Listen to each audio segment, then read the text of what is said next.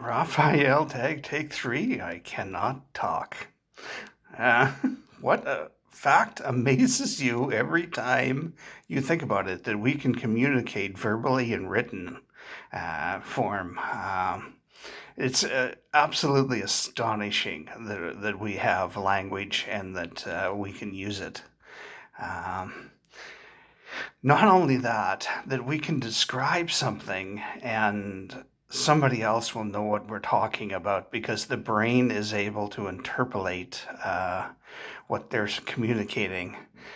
This is astonishing to me because people see the world very different from each other, and that we can communicate an idea or an incident to somebody and they can understand what we're saying is astonishing.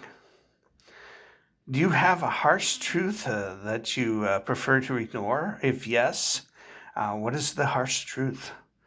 The harsh truth I choose to ignore is that the pain's going to keep getting worse. One of these days, I'm going to either end up in a care home or dead.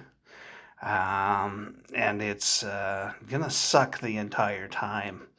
But why dwell on something like that? So, you know, do, geez, I'm going to read the same question twice. When you do something wrong, this is the one that screwed me up the first two times. When you do something wrong, do you forgive yourself easy or not? Yes, I do. And I do a lot of things wrong. A lot of things wrong in my life. But for example, I'm up a huge amount of weight again, and it's not. What's the point of going? Oh my God, what did I do? Life goes on. Just deal with it and adapt and do the best. I don't know what I just saw. Something went floating past. It's too dark to know what it was. Probably a piece of trash or a bag or something, which has happened before. Uh-huh. That's the thing about this giant window. It gets so distracted when I'm making videos.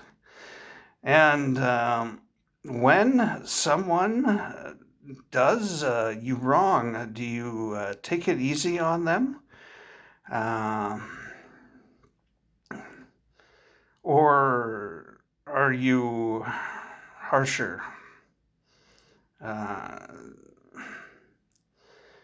Um, I don't treat people harshly generally. Um, there are some people that absolutely do deserve to be poked at, but because they're evil people and they don't deserve the chance that your average person gets because they go out of their way to do things wrong to people. And the all holds are off on people like that, I think. There goes the eyelash again. God. And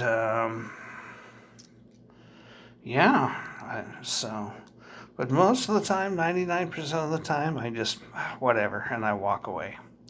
I don't care. I don't let people get to me. I don't let people get me down. But every now and then, like the dude that's been stalking me for years, it's just so much fun sometimes to make fun of the guy. It's probably wrong on some level, but if you're going to spend more than a decade trying to ruin somebody's day every day of your life, you pretty much deserve it. So you deserve anything that happens to you at that point. It's that simple. You bring on things like that to yourself. You bring on the misery that you create in your own life. And I think people like that do create misery in their own life on a grand scale. So, you know.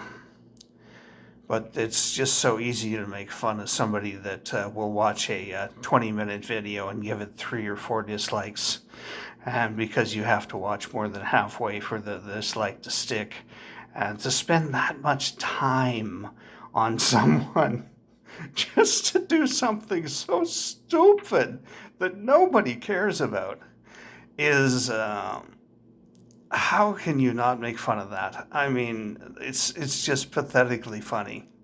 It just is. Um, or to keep going back to a video that's like 5, 6, 7, 8 years old and keep commenting on it with fake account after fake account after fake account for years. I mean, that the level of obsession needs to be made fun of. It just does. I'm sorry if that makes somebody think I'm bad, but it just does. How important is Pusheen for you? Pusheen is very important to me. Pusheen, the stuffed toy.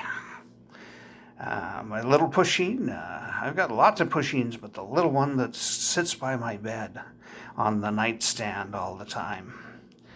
That one makes me feel good when I hold it, and I can't explain to you why. It's not like it's real cat to you.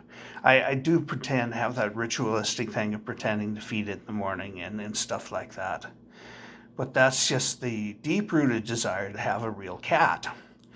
It's not real to me. It's not a real cat to me. I don't think it's actually eating the pretend food, you know. It's just fun. But when I am in a lot of pain, or when I'm having a huge panic attack, and I hold that thing, it helps. It's a device to focus positive energy with. Other people use things like crystals and stuff like that. They'll hold their little crystal.